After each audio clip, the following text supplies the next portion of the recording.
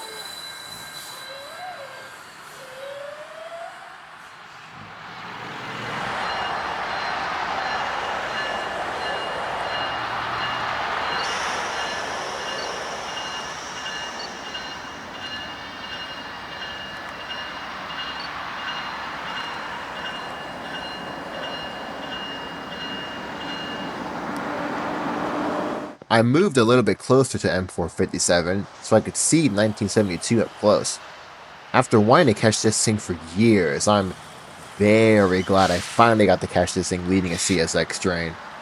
I honestly think that this is one of CSX's best looking heritage units.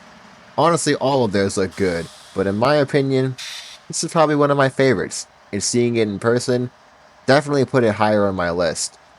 In a few minutes, though, the northbound signal at the south end of Bushnell siding would go high green, and our M457, stopped here in the siding, would meet the incoming northbound M452, coming out of a fresh crew change at Lakeland, and surprisingly carrying no auto racks today.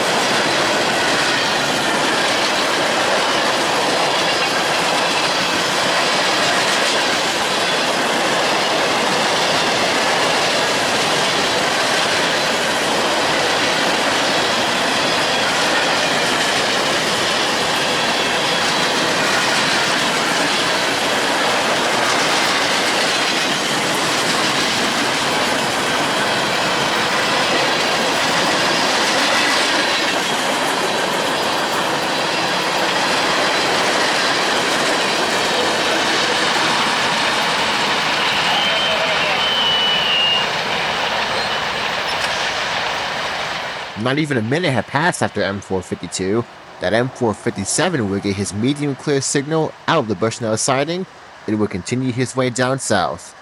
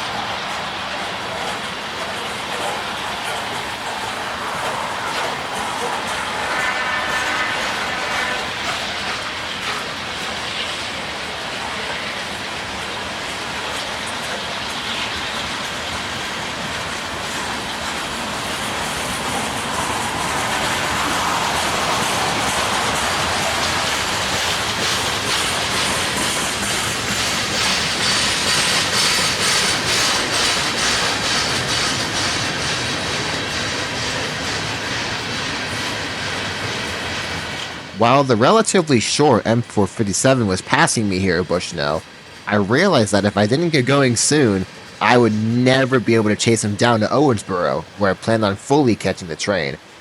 He was only about 344 axles today and was mainly auto racks. So after waiting a little bit longer and getting some more pictures, I hopped in the truck and hit the road.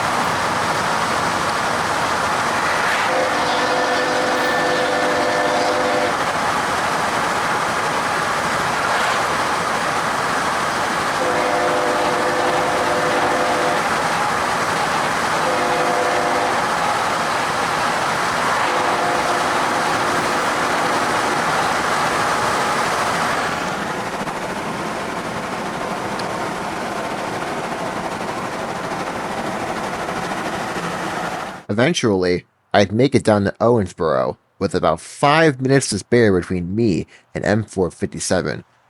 I chose Owensboro as my last spot to catch M457 because of it being pretty open and being north of Dade City, where there's a ton of construction taking place right now and would most likely hinder my chances of seeing 1972 again.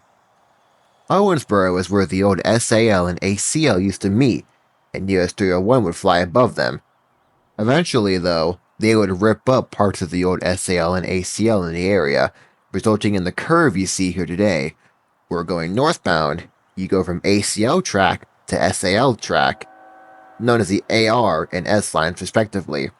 The AR line starts off in Lakeland as the Vitus subdivision, running towards Vitus Junction, where it joins up with the Wildwood sub up to here at Owensboro.